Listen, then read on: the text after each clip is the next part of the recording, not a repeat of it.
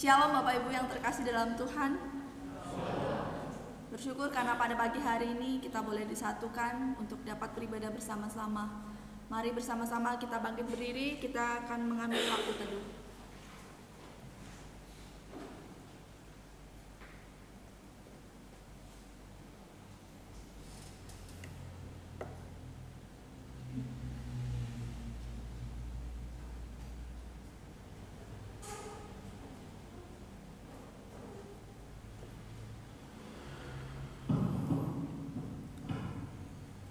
Amin. Saudara dalam kasih Tuhan, kami menyambut saudara sekalian untuk datang menghadap Tuhan, dan kebaktian kita pada pagi hari ini kita mau landaskan pada pengakuan bahwa pertolongan kita datangnya dari Tuhan yang menciptakan langit dan bumi, yang kasih setianya kekal untuk selama-lamanya dan yang tidak pernah meninggalkan perbuatan tangannya. Amin.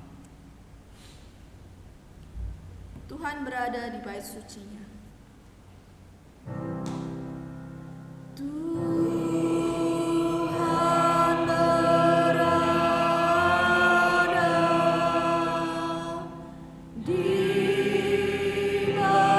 suci-Nya. Semua orang di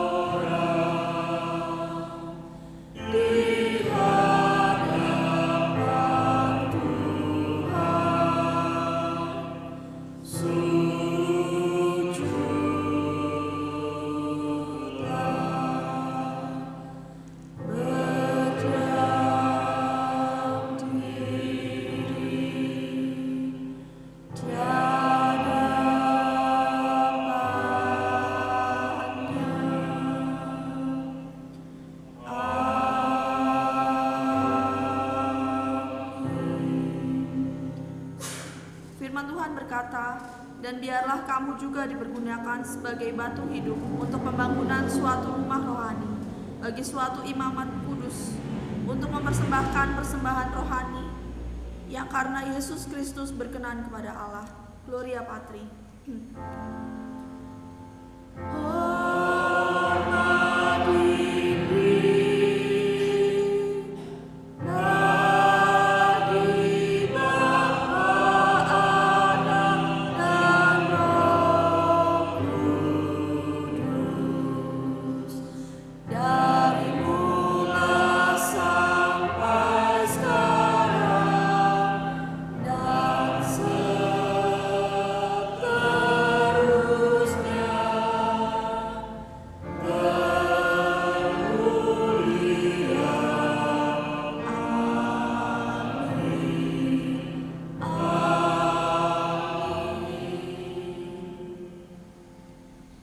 Kita akan bersama-sama membaca kitab yang diambil dari Ibrani 10 ayat 25. Kita akan membacanya bersama-sama. Janganlah kita menjauhkan diri dari pertemuan-pertemuan ibadah kita seperti dibiasakan oleh beberapa orang. Tetapi marilah kita saling menasihati dan semakin giat melakukannya menjelang hari Tuhan yang mendekat. Tuhan kita adalah Tuhan yang setia. Karena berkat-Nya pun kita boleh datang di tempat ini. Kita akan bersama-sama menyembah Tuhan dengan menyanyikan lagu Besar Setiamu Tuhan.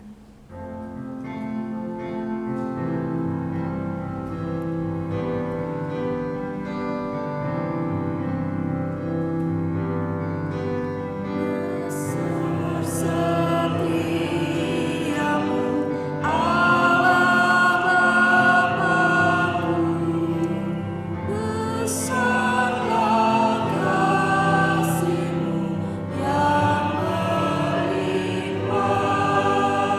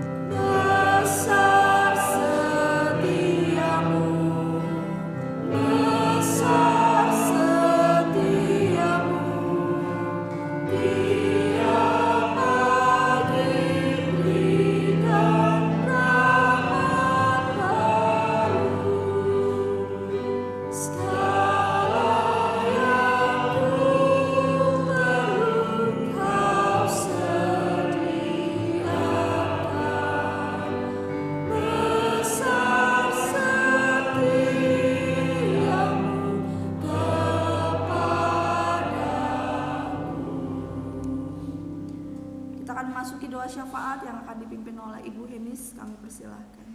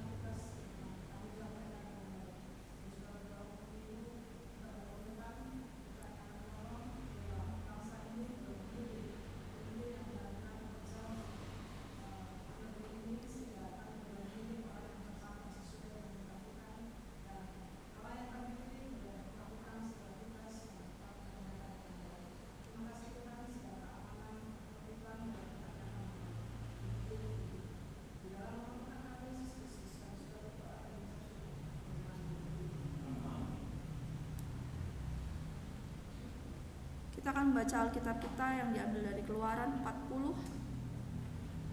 Keluaran pasal 40 ayat 34 sampai dengan 38. Kita akan membacanya bersama-sama. 1, 2, 3. Lalu awan itu menutupi kemah pertemuan dan kemuliaan Tuhan memenuhi kemah suci, sehingga Musa tidak dapat memasuki kemah pertemuan, sebab awan itu hinggap di atas kemah itu, dan kemuliaan Tuhan memenuhi kemah suci. Apabila awan itu naik dari atas kemah suci, berangkatlah orang Israel dari setiap jemaat. Maka mereka pun tidak berangkat sampai hari awan itu naik. Sebab awan Tuhan itu ada di atas kemah suci pada siang hari, dan pada malam hari ada api di dalamnya, di depan Israel pada setiap tempat mereka berkemah. Silakan boleh duduk kembali. Pada pagi hari ini kita diberikan kesempatan untuk memberikan yang terbaik untuk Tuhan. Dan kita juga akan memuji nama Tuhan dari KPPK 319, tak hentinya ku puji Dia.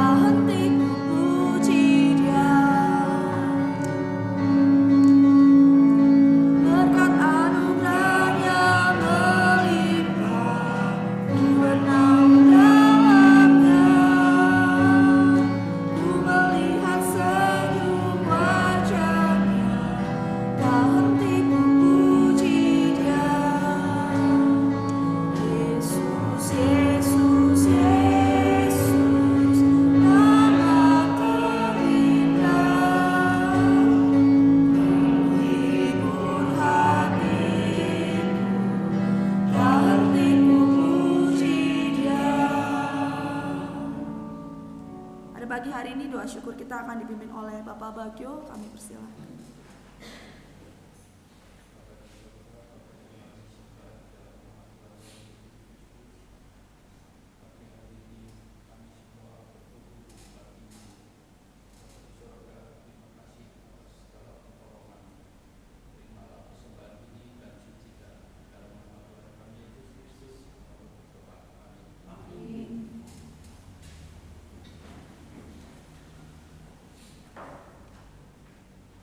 Sebelum kita akan mendengarkan firman Tuhan yang akan dibawakan oleh Bapak Pendeta Hadi dengan tema Tuhan menyertai umatnya, kita akan menyiapkan hati dan pikiran kita.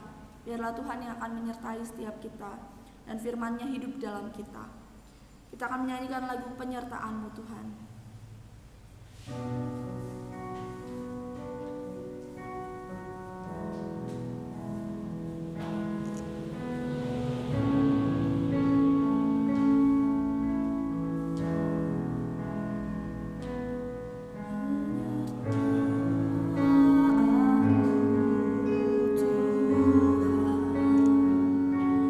Segalanya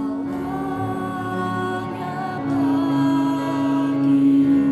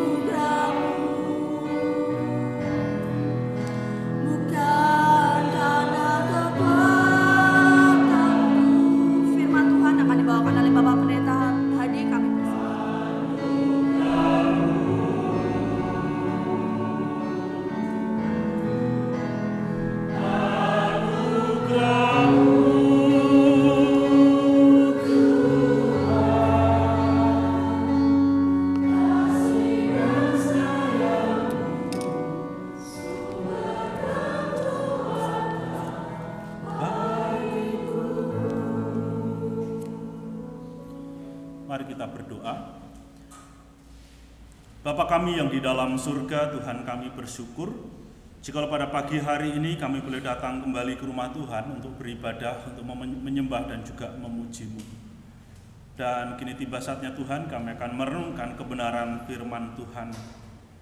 Kiranya melalui kebenaran firman-Mu pada pagi hari ini kami diingatkan, kami diajar oleh Tuhan bahwa sesungguhnya Engkau tidak pernah meninggalkan kami. Engkau senantiasa menyertai di dalam kehidupan setiap kami, Tuhan. Oleh sebab itu Tuhan, kiranya kebenaran firman Tuhan boleh termeterai di dalam hati kami boleh fokus untuk memahami, mengerti kebenaran firman-Mu, supaya di dalam menjalani kehidupan ini kami tidak merasa sendirian. Ketika kami menghadapi berbagai masalah pergumulan di tengah-tengah dunia ini, Tuhan, dalam hidup kami tidak sendirian, tetapi kami selalu diingatkan, kami selalu dimampukan untuk terus melibatkan Engkau di dalam seluruh kehidupan kami dan terus memandang kepadamu, Tuhan, dan bersandar kepadamu. Terima kasih Bapa, dan urapi hamba-Mu yang penuh dengan kelemahan dan keterbatasan ini, supaya kebenaran firman Tuhan saja yang boleh disampaikan. Di dalam nama Tuhan Yesus kami berdoa dan bersyukur. Amin. Shalom jemaat yang dikasihi oleh Tuhan. Puji nama Tuhan, hari ini kita boleh bersama-sama beribadah kepada Tuhan. Tema hari ini yaitu Tuhan menyertai umat-Nya. Tuhan menyertai umat-Nya. Bapak Ibu yang dikasihi oleh Tuhan, waktu saya SMP, SMA itu saya ada di Sorong, Papua. Saya ketemu dengan banyak orang dari berbagai macam suku yang ada di Indonesia. Ya, walaupun tidak semuanya sih, tetapi banyak yang berbeda suku dengan saya. Dan ada beberapa teman itu yang kalau pergi ke sekolah itu bawa jimat. Ada yang ke gereja bawa jimat hari ini? Ke sekolah bawa jimat. Lalu saya tanya, buat apa? Gini loh, Hat. Kita masih remaja, masih umuran SMA gitu ya. Kadang-kadang kita di jalan itu ketemu sama dari sekolah lain gitu ya. Ya kadang-kadang kita itu ya bisa berantem di jalan, bisa tawuran dan lain sebagainya. Jadi jimat ini fungsinya adalah untuk melindungi saya. Supaya kalau ada lawan, ada orang yang mau menyerang pakai parang atau pakai belati atau apa begitu, pakai badik, saya bisa kebal. Ceritanya seperti itu. Entah iya, entah benar, entah tidak. Tetapi teman ini dia percaya bahwa dengan memiliki jimat, dia akan terlindung dari berbagai macam bahaya. Dengan jimat itu dia bisa menghadapi orang-orang ataupun dari sekolah lain yang tidak tahu kapan akan menyerang dia. Tetapi pada realitanya bahwa jimat itu pun tidak dapat berbuat apa-apa. Saudaraku yang dikasihi oleh Tuhan, ketika kita membaca perikop tentang bagaimana kemah pertemuan atau tabernakel atau kemah suci itu didirikan, dan ketika bagaimana Allah hadir di tengah-tengah ataupun di dalam kemah suci itu ataupun di dalam tabernakel itu, kehadiran Allah menunjukkan kuasanya. Kehadiran Allah yang diceritakan di dalam bagian ini menunjukkan bahwa Allah sesungguhnya tidak pernah meninggalkan umatnya, yaitu bangsa Israel. Allah menyertai umatnya. Kenapa Allah menunjukkan dirinya dengan cara yang demikian? Beberapa minggu lalu kita sudah membahas tentang bagaimana anak lembu emas yang dibuat oleh Harun kemudian oleh bangsa Israel itu disembah. Karena sesungguhnya bangsa Israel, mereka mengingini Allah itu berpribadi dalam artian bisa disentuh, bisa dilihat. Sebagaimana bangsa-bangsa lain, khususnya Mesir dan juga bangsa-bangsa yang ada di sekitar padang gurun itu, ketika mereka mengadakan ritual keagamaan mereka dengan adanya patung dewa-dewa sesembahan mereka, sehingga ketika mereka menyembah kepada dewa-dewa itu dengan ritual mereka, ada sebuah dalam tanda kutip kecemburuan di dalam hati bangsa Israel bahwa Allah yang mereka sembah, Allah yang memimpin mereka keluar dari tanah Mesir, dari perbudakan, Allah yang menurunkan ataupun memberikan tulah kepada bangsa Israel, Allah yang tidak nampak, Allah yang tidak kelihatan, Allah yang tidak mewujud nyatakan dirinya. Nah, sehingga ada keinginan dari umat Israel itu untuk memiliki Tuhan yang bisa disentuh, yang bisa dilihat, yang bisa diraba. Oleh sebab itu terciptalah anak lembu emas itu. Dan hal itu membuat Allah murka. Nah, sehingga di dalam konteks itu bagaimana mereka dibunuh oleh Bani Lewi atas perintah Tuhan. Dan minggu lalu Pendeta Tomasoki sudah menyinggung tentang bagaimana umat Israel mereka bahu-membahu bersama-sama melakukan apa yang Tuhan perintahkan, yaitu membuat kemah pertemuan, membuat kemah suci. Sehingga Musa tidak perlu jauh-jauh naik ke atas gunung untuk bertemu dengan Tuhan, tetapi di dalam kemah itu Musa dapat menjumpai secara langsung Tuhan yang ada di dalamnya, yang Tuhan yang bertahta di dalam kemah pertemuan tersebut. Dan sehingga kita bisa melihat bagaimana antusias dan Allah menggerakkan umat Israel itu untuk mempersembahkan segala sesuatu yang mereka miliki untuk membangun kemah suci itu.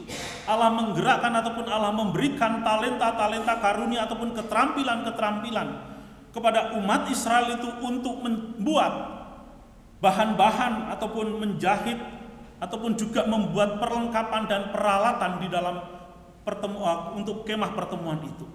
Dan hasilnya sangat luar biasa.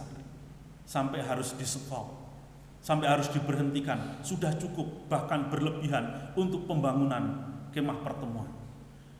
Jadi saudaraku yang dikasihi oleh Tuhan, bahwa kehidupan umat Israel yang memiliki kerinduan untuk beribadah kepada Tuhan, sebagaimana tujuan dan juga rencana Allah di dalam membebaskan bangsa Israel dari perbudakan Mesir supaya mereka ke padang gurun untuk beribadah kepada Tuhan, itu di dalam konteks ini semakin hari semakin terwujud.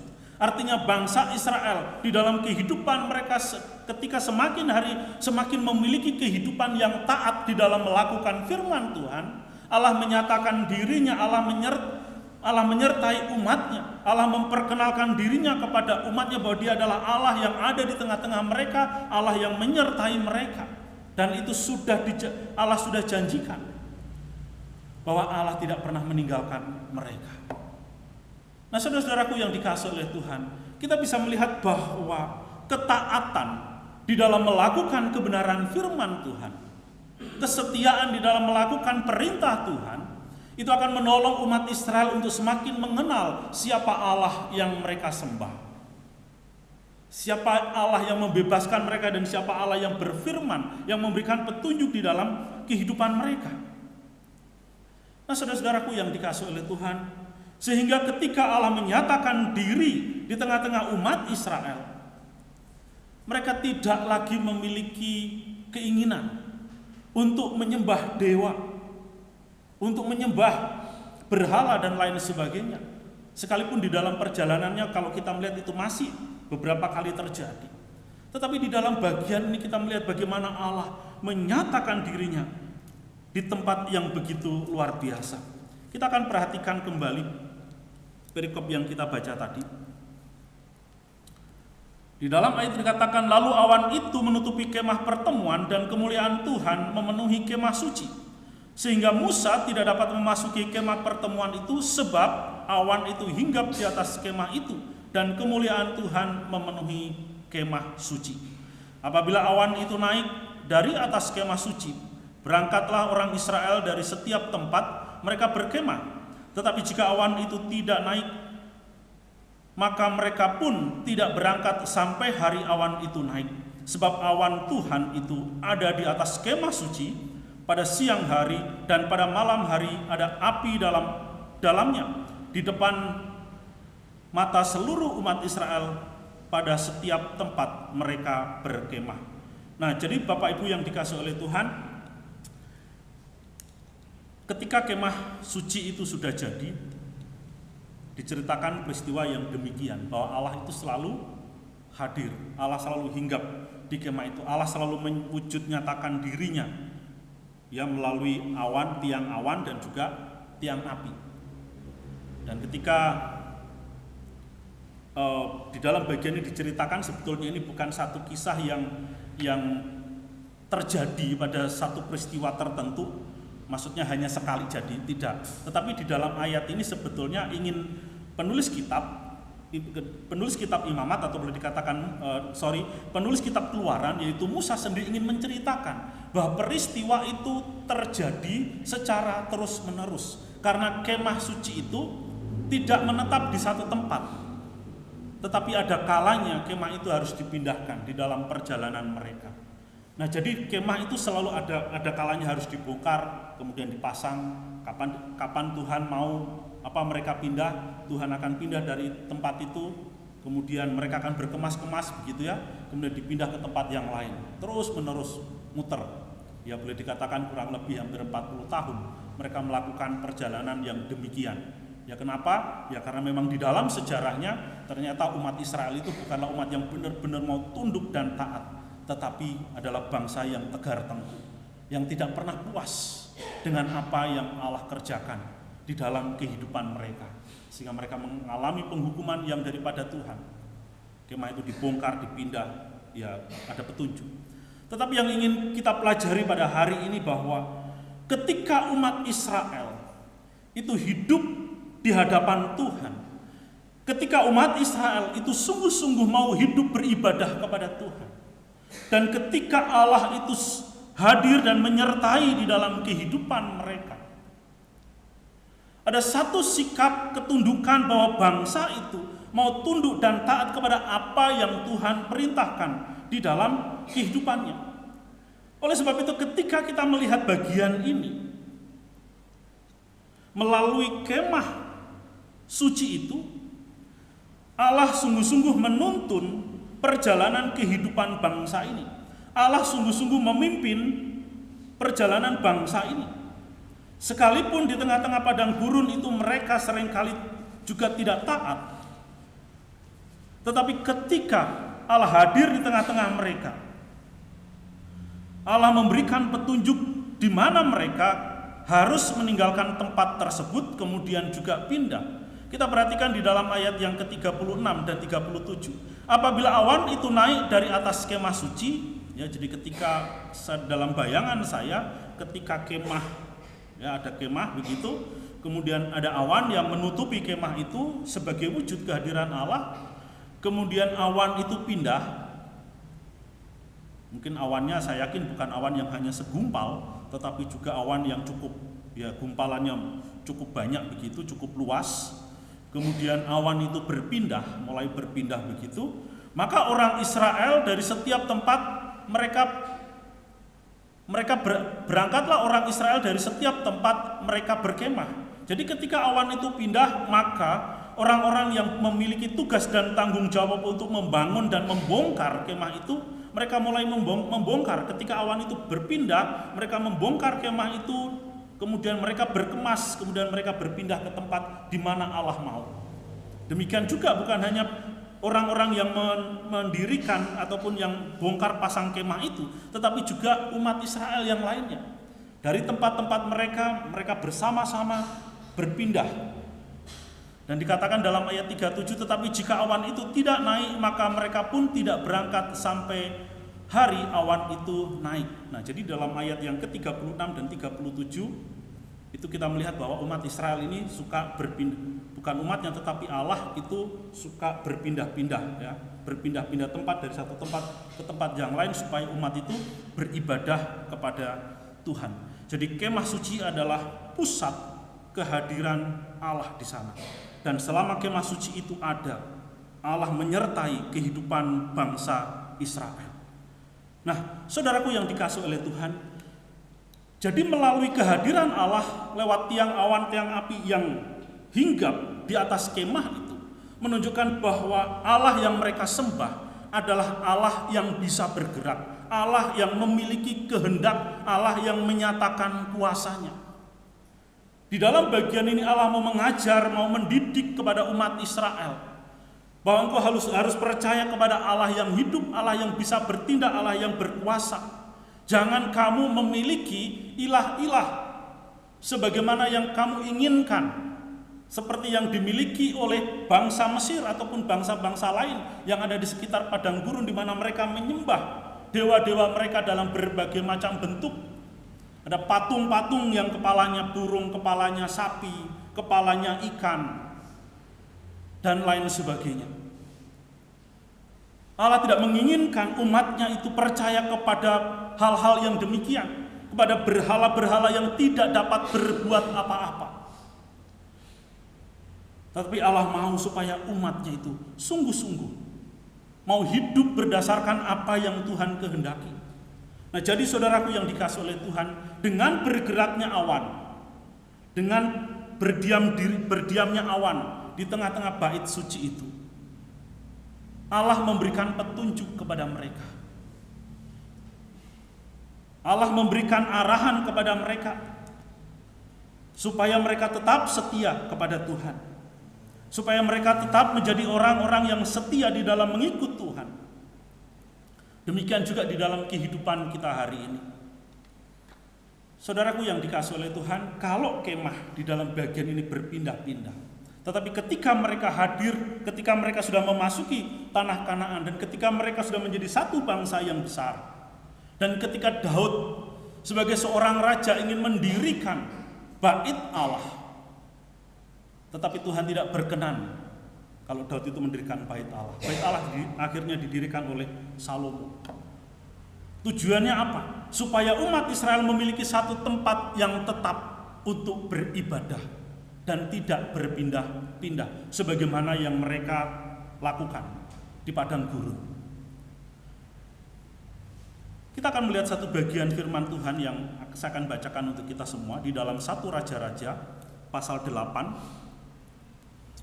Itu ada ayat 1 sampai dengan ayat yang ke-66, tetapi saya akan membaca ayat yang ke-10 sampai dengan ayat yang ke-11. Ketika imam-imam keluar dari tempat kudus, datanglah awan memenuhi rumah Tuhan. Jadi ini menunjuk kepada bait Allah yang didirikan oleh Salomo, sehingga imam-imam itu tidak tahan berdiri untuk menyelenggarakan kebaktian oleh karena awan itu. Sebab kemuliaan Tuhan memenuhi rumah Tuhan. Nah, jadi saudara, ada dua peristiwa di tempat yang berbeda, karena kalau yang di dalam Keluaran tadi adalah di padang gurun, sementara ini adalah di bait Allah, di rumah Tuhan, bait suci yang didirikan oleh Salomo, di mana Allah juga hadir tengah-tengah rumah Tuhan tersebut atau di bait suci itu. Nah, sehingga imam-imam tidak dapat menyelenggarakan. Kenapa? Karena kemuliaan Allah menutupi rumah Tuhan. Musa tidak bisa berlama-lama di dalam bait, di dalam kemah suci itu, karena kemuliaan Tuhan juga memenuhi kemah suci itu. Dengan memiliki satu tempat ibadah yang tetap, maka umat Israel tidak perlu berpindah-pindah ketika mereka datang untuk beribadah. Kehadiran Allah nyata di tengah-tengah umatnya. Kehadiran Allah menyatakan dirinya di dalam bait suci, di dalam kemah suci. Nah, saudaraku yang dikasihi oleh Tuhan, dari konsep inilah mengapa gedung gereja itu didirikan. Karena setelah bait sucinya sudah tidak ada, umat Israel itu bikin sinagog, rumah-rumah ibadah umat Yahudi. Sinagog, ya semacam gedung permanen untuk mereka datang beribadah.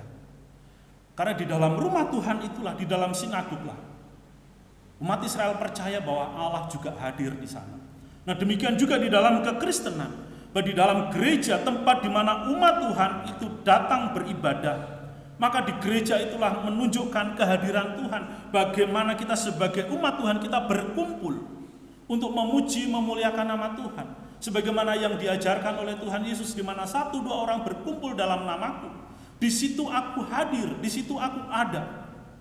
Demikian ketika saudara dan saya berangkat dari rumah kita masing-masing, kita berkumpul di tempat ini, kita memuji dan memuliakan Allah, Kita percaya bahwa Allah itu hadir di tempat ini. Demikian juga umat Tuhan yang lain datang ke rumah ibadah mereka, gedung gereja. Di sana pun Allah hadir. Bukan berarti Allah itu banyak, tetapi Allah itu maha hadir. Dan ketika saudara dan saya di tempat ini bersehati, memuji dan memuliakan Tuhan, maka disinilah Allah hadir.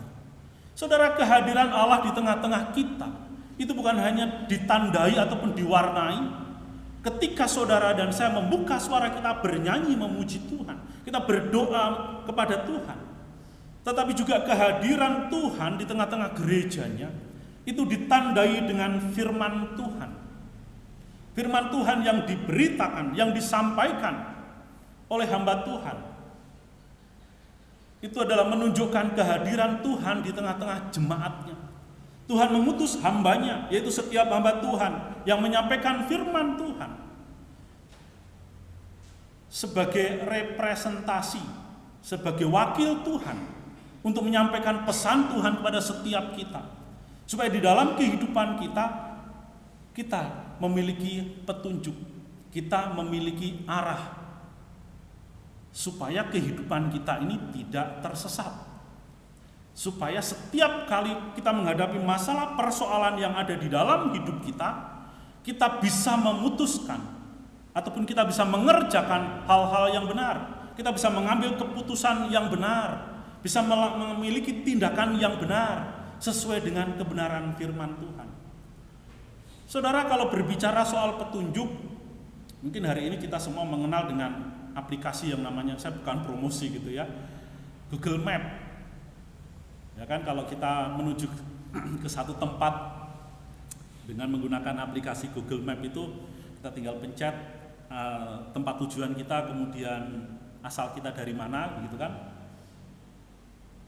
Kita pencet, maka HP kita bisa ngomong 200 meter ke kiri, ya, 300 meter ke kanan, tujuan Anda ada di sebelah kanan, dan lain sebagainya, ditunjukkan. Tapi kadang-kadang kalau tempatnya agak jauh, agak susah gitu juga, kita bisa nyasar, ya kan? Saya juga beberapa kali itu kesasar gara-gara percaya sama Google Map. Bahkan kadang-kadang di media sosial itu ada mobil itu bisa di tengah hutan. Kenapa? Karena diikutin Google Map, itu bisa salah. Walaupun ada alatnya, tapi itu bisa salah. Artinya apa? Sesuatu yang diciptakan oleh manusia itu bisa salah. Nah, saudaraku yang dikasihi oleh Tuhan, tetapi kita sungguh bersyukur ketika firman Tuhan itu diberitakan, ketika firman Tuhan itu diberikan kepada saudara dan saya. Tuhan mau supaya di dalam hidup kita mengikuti petunjuknya. Karena apa yang Tuhan tunjukkan, petunjuk yang daripada Tuhan, ajaran yang Tuhan berikan, itu tidak mungkin salah. Dia tidak seperti Google Map yang selalu yang bisa melakukan satu kesalahan. Tetapi firman Tuhan, Alkitab adalah firman Tuhan. Ini juga menjadi salah satu bukti kehadiran Tuhan di dalam kehidupan saudara dan saya. Firman Tuhan berikan, Alkitab Tuhan berikan di dalam kehidupan saudara dan saya sebagai petunjuk bagaimana saudara dan saya harus hidup di tengah-tengah dunia ini. Alkitab adalah petunjuk yang lengkap yang akan menolong saudara dan saya di dalam menjalani kehidupan ini, di dalam memutuskan segala sesuatu yang ingin kita ambil. Alkitab adalah firman Allah yang menjadi wujud kehadiran Allah di tengah-tengah gereja. Melalui kebenaran firman Tuhan, ketika kita membacanya dengan sungguh-sungguh, mau mengerti dengan sungguh-sungguh, maka disitulah kita akan menemukan petunjuk, kita menemukan arahan untuk hidup setiap kita. Apapun pergumulan hidup kita di tengah-tengah dunia ini, Alkitab memberikan petunjuk dan arahan bagaimana kita menghadapinya, bagaimana kita menjalaninya. Apa yang kurang dari Alkitab? Tidak ada. Kalau kita mau sungguh-sungguh menjalani kehidupan ini dengan taat kepada Tuhan, mau setia kepada Tuhan, Maka belajar firman Tuhan dengan sungguh-sungguh, kemudian mengerjakannya di dalam kehidupan kita. Maka di situ kita akan mendapatkan atau memiliki standar kebenaran untuk segala sesuatu yang akan kita perbuat, yang akan saudara dan saya lakukan di dalam kehidupan kita. Karena di dalam Alkitab ini ada perintah, di dalam Alkitab ini juga ada peringatan, di dalam Alkitab ini juga ada janji-janji Tuhan. Di dalam Alkitab ini juga ada ketetapan-ketetapan. Di dalam Alkitab ini juga ada aturan-aturan yang Tuhan Allah kehendaki untuk saudara dan saya ikuti dan juga buat saudara dan saya imani. Dan ketika saudara dan saya melakukan kebenaran firman Tuhan, maka disitulah pimpinan dan penyertaan Allah dapat kita alami. Ketika saudara dan saya menjadi orang Kristen yang taat melakukan kebenaran firman Tuhan, maka disitulah kita bisa merasakan bagaimana Allah sesungguhnya tidak pernah meninggalkan kehidupan saudara dan saya. Ketika kita mau sungguh-sungguh berpegang kepada firman Tuhan, maka apa yang saudara dan saya gumulkan, kita akan menemukan jawabannya. Kita akan menemukan pintu keluar ataupun jalan keluar dari setiap masalah persoalan yang saudara dan saya alami. Tetapi kalau kita tidak pernah membaca firman Tuhan, kita tidak pernah merenungkan firman Tuhan, kita tidak pernah memiliki komitmen untuk hidup sesuai dengan apa yang Tuhan kehendaki, kita tidak akan pernah merasakan kehadiran Tuhan dalam hidup kita. Kita tidak akan pernah merasakan penyertaan Tuhan dalam hidup kita. Saudara-saudaraku yang dikasihi oleh Tuhan, saya pernah melihat ada seekor lebah madu kecemplung ke dalam gelas. Gelas itu ada airnya. Ada yang pernah lihat mungkin laler gitu ya, atau binatang serangga lain gitu ya, masuk ke dalam gelas yang ada airnya. Yang mungkin yang sering kita lihat itu laler gitu kan. Laler masuk ke dalam gelas yang ada kopinya. Saudara, apa yang dilakukan oleh serangga itu ketika dia masuk ke dalam gelas yang ada airnya? Serangga itu, ya boleh dikatakan lebah itu, dia punya sayap. Tetapi dia akan terus-menerus muter ya di dalam gelas itu, di dalam air itu. Dia ngambang, tapi dengan sayapnya dia akan mencoba, dia terus menerus muter di dalam situ. Akhirnya apa saudara? Mati. Akhirnya mati. Karena lebah itu, dia mencoba keluar dari dalam gelas itu selalu melihat ke depan, ke sekelilingnya. Dia berpikir bahwa itu adalah jalan keluar. Tapi setiap kali dia mencoba, dia terhalang oleh gelas itu. Dia berpikir bahwa itu adalah jalan keluar, sehingga muter-muter terus. Dia dengan menggunakan kekuatannya, dengan segenap tenaganya, dia mencoba keluar dari masalah yang sedang dia alami. Karena dia tidak bisa kemana-mana, dia terus-menerus di situ. Yang akhirnya mati. Padahal jalan keluarnya ada di mana, saudara? Tinggal dunga lebar segede mulut gelas itu. Saudaraku yang dikasihi oleh Tuhan, Tuhan tidak menginginkan dan Tuhan tidak merencanakan hidup saudara dan saya itu mati binasa seperti serangga tersebut, seperti lebah tersebut di dalam menghadapi kehidupan ini, di mana yang sering kali saudara dan saya lakukan adalah mengandalkan kekuatan, mengandalkan kemampuan diri kita sendiri untuk melepaskan, untuk membebaskan dari berbagai masalah persoalan yang kita alami, yang sedang kita hadapi. Bahkan juga kita seringkali menggunakan akal pikiran kita untuk menghadapi ketakutan-ketakutan yang mungkin sedang kita takutkan, yang sedang kita pikirkan, yang belum terjadi. Contohnya kayak teman SMA saya tadi. Kenapa dia punya jimat? Karena dia berpikir, kalau saya pulang sekolah nanti ketemu musuh. Pulang sekolah ada yang ngajak tawuran. Pulang sekolah, nanti bisa ketemu masalah. Karena itu yang dia pikirkan. Bagaimana menghadapi masalah-masalah itu? Siapin jimat. Saya tidak ngajarkan. Kenapa? Karena itulah orang yang tidak mengandalkan Tuhan. Karena itulah orang yang tidak sungguh-sungguh percaya kepada kebenaran firman Tuhan. Orang yang seperti itulah yang tidak sungguh-sungguh percaya bahwa Tuhan itu berdaulat atas kehidupannya. Sehingga dia mengandalkan hal-hal yang seperti itu. Kenapa saya katakan dalam tanda kutip saya bisa menghakimi teman seperti itu? Sepanjang hidup saya tidak pernah punya jimat. Saya sama sekolah seperti dia, sekolah di tempat yang sama. Tapi saya tidak pernah berpikiran bahwa saya akan menghadapi musuh. Saya akan tawuran dengan anak sekolah lain. Nanti kalau di jalan saya ketemu orang, saya bisa digebukin atau dipukulin, ketemu orang mabuk dan lain sebagainya. Saya tidak pernah punya ketakutan-ketakutan seperti itu. Sekalipun saya juga pernah mengalaminya. Malam-malam waktunya tidur diajak sama teman saya, "Hat, keluar yuk, kemana?" "Ke terminal." "Ada apa?" "Nonton sulap." Kalau nggak salah nonton sulap waktu itu atau apa gitu. Akhirnya kami pergi. Nah, di situ ada sebuah lapangan yang sebagai jalan pintas. Lewat di situ. Dan lapangan itu penuhi dengan rumput dan semak. Nah, pas lewat di situ, ada beberapa orang mabuk. Dicegatlah saya, kami berdua dicegat. Kemudian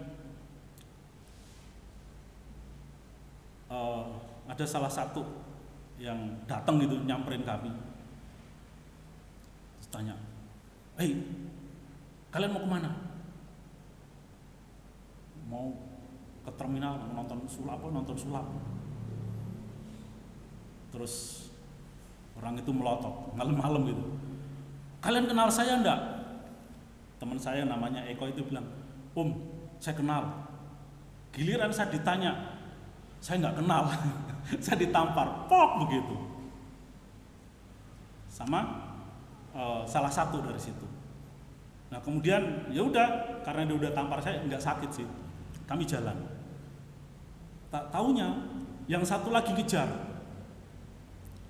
Dia ngejar kami. Lalu kami dihentikan. Terus orang itu bilang, "Maaf ya, teman saya lagi mabuk." Gitu. "Oh ya, enggak apa-apa, Om, enggak apa-apa." Akhirnya kami pergi. Lalu saya tanya sama Eko, "Itu yang terakhir tadi kenapa dia datang kepada kita minta maaf?" Terus dia bilang, "Itu anggota," katanya gitu. Ya artinya dia tentara. Dan dia tahu kalau bapaknya Eko sama om saya itu komandannya dia. Nah, makanya kenapa dia datang minta maaf. Jangan sampai dilaporin sama bapaknya si Eko itu. Dia datang minta maaf. "Ya sudah Om, enggak apa-apa." Saudara, segala sesuatu yang tidak kita inginkan, itu bisa terjadi kapan saja dan di mana saja. Tetapi ketika saudara dan saya sungguh-sungguh berpegang kepada kebenaran firman Tuhan, maka disitulah pimpinan dan penyertaan Tuhan ada di dalam hidup kita. Sehingga saudara dan saya tidak akan terus-menerus diliputi oleh ketakutan, oleh kekhawatiran di dalam hidup kita. Karena kita percaya bahwa Allah menyertai kita. Aku adalah pribadi yang mau sungguh-sungguh belajar firman Tuhan dan mengerjakan firman Tuhan di dalam hidupku. Maka aku percaya bahwa Tuhan tidak pernah meninggalkan saya. Aku mau belajar untuk terus setia beribadah kepada Tuhan. Aku mau datang ke gereja bersama dengan saudara-saudara seimanku untuk memuji dan menyembah Tuhan. Aku mau bersama-sama dengan saudara-saudara seimanku belajar untuk melayani Tuhan, memberikan yang terbaik kepada Tuhan, sesuai dengan talenta yang Tuhan berikan kepadaku, sesuai dengan kemampuan yang Tuhan berikan kepadaku. Aku mau mempersembahkan hidupku untuk kemuliaan Tuhan, karena aku yakin itu yang dikehendaki Tuhan, karena aku yakin Tuhan akan selalu menyertai hidupku sebagai orang yang percaya kepadanya. Saudara, tekad itulah yang harus saudara dan saya yakin, bahwa di gereja kita Allah hadir. Di gereja kita Allah menyertai kehidupan gereja kita. Di gereja kita Allah menyatakan dirinya melalui Alkitabnya, melalui kebenaran firman Tuhannya. Bahkan juga untuk setiap kita, ya di mana kita boleh bersama-sama ketika minggu pertama setiap bulannya kita mengadakan sakramen, mengadakan perjamuan kudus. Roti dan anggur itu adalah melambangkan tubuh Tuhan, melambangkan kehadiran Tuhan di tengah-tengah kita. Tuhan Yesus telah datang ke dalam dunia ini. Dia telah menyerahkan dirinya sebagai tebusan bagi kita sebagai orang-orang yang berdosa. Tuhan memberikan jaminan di dalam iman kepada Yesus Kristus, itu ada jaminan keselamatan, kehidupan yang kekal. Tuhan Yesus telah menggantikan saudara dan saya, yang saudara dan saya sebagai manusia yang berdosa, yang seharusnya menerima murka Tuhan, menerima penghukuman yang daripada Tuhan. Ia telah menggantikan kita. Dan saudara diberikan iman itu di dalam diri setiap kita. Sehingga setiap orang yang percaya kepada Yesus Kristus dikatakan, tidak tahukah kamu bahwa hidup kamu adalah bait Allah, tubuhmu adalah bait Tuhan, bait Roh Kudus. Bahwa di hidup kita, diri kita, ini adalah miliknya Tuhan. Tempat di mana Allah bertahta. Allah ada di dalam diri kita, memimpin setiap kita.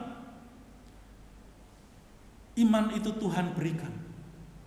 Roh Kudus itu Tuhan berikan di dalam kehidupan kita, supaya kita diberikan kekuatan untuk melakukan kebenaran firman Tuhan.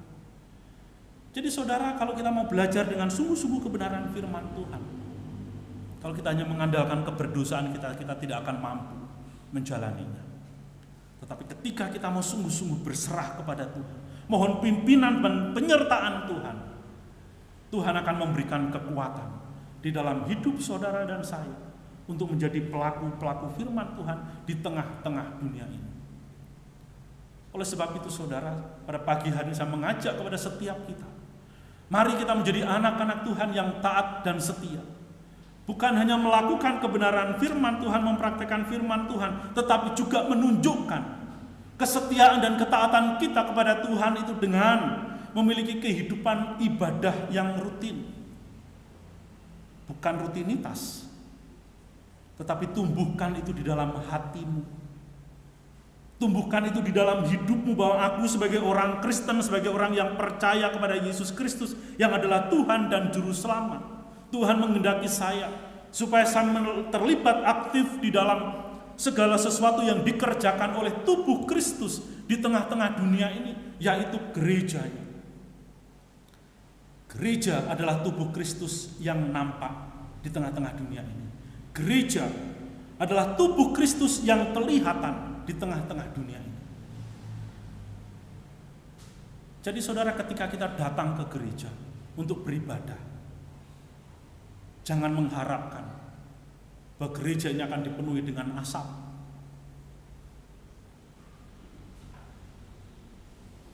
Karena mungkin kita berpikir, oh kalau gereja yang dipenuhi dengan asap itu, maka Allah hadir di dalamnya. Sebagaimana yang terjadi, dipenuhi dengan asap, dengan awan. Seperti yang terjadi di padang gurun dan juga di dalam bait suci yang didirikan oleh Salomo. Tidak, saudara. Allah tidak mewujud nyatakan dirinya di dalam konteks hari ini dengan cara yang seperti itu. Walaupun itu bisa Allah kerjakan, walaupun Allah itu bisa lakukan, tetapi Allah mau supaya kita memahami dan mengerti bahwa Alkitab adalah firman Tuhan sebagai wujud bahwa Allah di tengah-tengah kita. Ketika kita datang beribadah, ada hamba Tuhan yang berkhotbah, yang menyampaikan firman Tuhan yang Alkitabiah, menunjukkan bagaimana Allah bersuara, mengingatkan, mengajarkan, memberikan petunjuk di dalam kehidupan saudara dan saya, supaya kita bertumbuh bersama-sama di dalam iman dan pengenalan kita akan Tuhan di tengah-tengah dunia ini. Demikian juga ketika Bapak Ibu Saudara yang sudah sungguh-sungguh bertobat, sudah menerima diri dibaptis, sehingga layak ataupun diperbolehkan mengikuti sakramen perjamuan kudus. Di situ saudara dan saya dipersatukan dengan tubuh Kristus, dengan kehadiran Tuhan. Karena roti dan anggur adalah lambang tubuh Kristus. Dan ketika saudara dan saya memakan dan meminumnya, maka disitulah saudara dan saya dipersatukan dengan tubuh Kristus. Saudaraku yang dikasihi oleh Tuhan, firman Tuhan berpesan kepada umat Israel, ketika engkau taat, Tuhan akan memberkati, namun ketika engkau tidak taat, engkau akan dikutuk. Oleh sebab itu saudara, di dalam hidup kita mau menikmati berkat Tuhan atau kutuk Tuhan. Tentunya kita menginginkan berkat Tuhan di dalam hidup kita. Oleh sebab itu, kalau kita mau diberkati hidup kita, maka lakukanlah kebenaran-kebenaran firman Tuhan. Taatlah di dalam melakukan firman Tuhan, supaya kita bisa merasakan berkat-berkat dan penyertaan Tuhan di dalam hidup setiap kita masing-masing. Amin. Terima kasih. Mari kita berdoa. Minta kesediaan penginjil Rita untuk doa buat firman Tuhan yang sudah kita renungkan bersama-sama. Kami sungguh bersyukur Tuhan untuk kebenaran firman-Mu yang kami boleh dengarkan pada pagi hari ini. Ajar kami untuk terus taat dan setia kepada Tuhan dalam seluruh kehidupan kami. Ajar kami untuk terus mengandalkan Engkau dalam seluruh pergumulan apapun yang kami hadapi Tuhan. Dan berikan kami hati seperti hati-Mu untuk kami mau menjadi tubuh Kristus dalam gereja ini, di mana kami boleh ambil bagian dalam setiap pelayanan yang ada, dan kami juga boleh setia terus datang beribadah kepada-Mu. Terima kasih ya Tuhan, berkati hamba-Mu yang sudah menyampaikan firman-Mu. Dalam nama Tuhan Yesus kami sudah berdoa dan mengucap syukur. Amin. Amin. Terima kasih. Waktu saya kembalikan kepada Leni.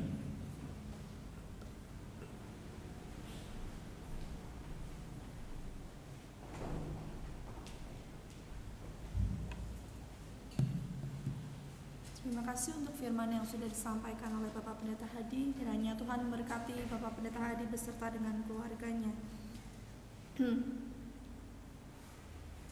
Kita juga akan memberikan persembahan yang kedua, dan untuk sebagai lagu respon kita akan menyanyikan lagu Bapa Surgawi Memeliharaku.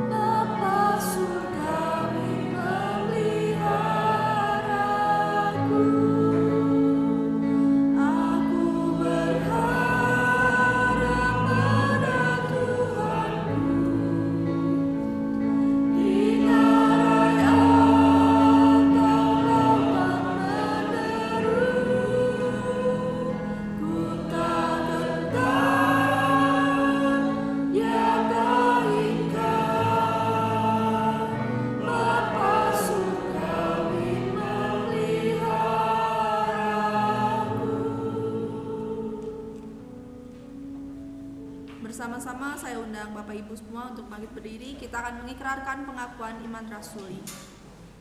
Aku percaya kepada Allah, Bapa yang Maha Kuasa, Khalik langit dan bumi, dan kepada Yesus Kristus anaknya yang tunggal Tuhan kita, yang dikandung daripada Roh Kudus, lahir dari anak darah Maria, yang menderita sengsara di bawah pemerintahan Pontius Pilatus, disalibkan, mati dan dikuburkan, turun dalam kerajaan maut, pada hari yang ketiga bangkit pula dari antara orang mati, naik ke surga, duduk di sebelah kanan Allah, Bapa yang Maha Kuasa, dan dari sana Ia akan datang untuk menghakimi orang yang hidup dan yang mati. Aku percaya kepada Roh Kudus, gereja yang kudus dan am, persekutuan orang kudus, pengampunan dosa, kebangkitan tubuh, dan hidup yang kekal. Amin. Segala kemuliaan kita kembalikan kepada Tuhan. Kita akan menutup ibadah kita dengan menyanyikan lagu doksologi. Puji Allah sumber berkat, puji Dia ciptaannya,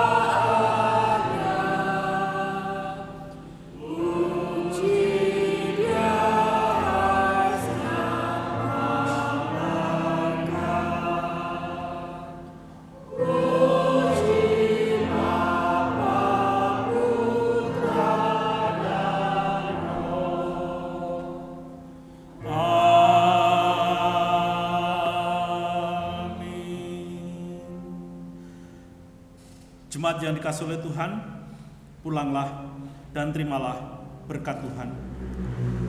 Turunlah kiranya atas kita kasih karunia dan damai sejahtera dari Allah Bapa dan dari Tuhan Yesus Kristus menyertai engkau, serta persekutuan dengan Roh Kudus, kiranya memelihara hati dan pikiranmu dari sekarang sampai Tuhan Yesus datang kedua kalinya. Amin.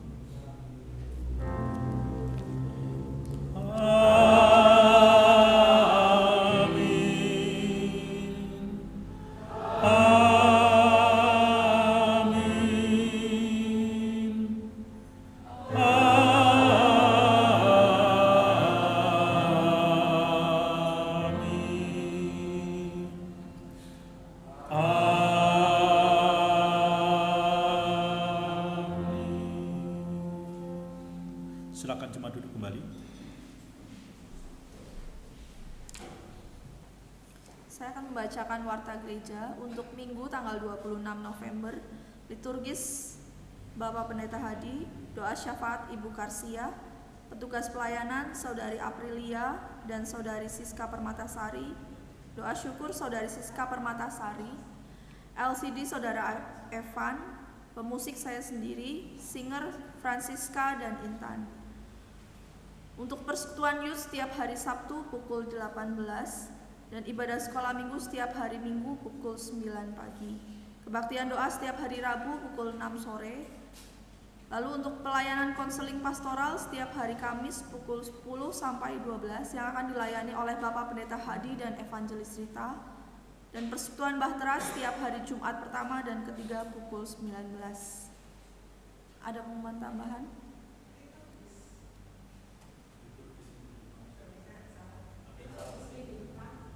Oh, harusnya siapa? Oh, maaf. Revisi untuk liturgis minggu depan itu Ibu Karsia. Berarti doa syafaatnya. Lah ini kan main musik.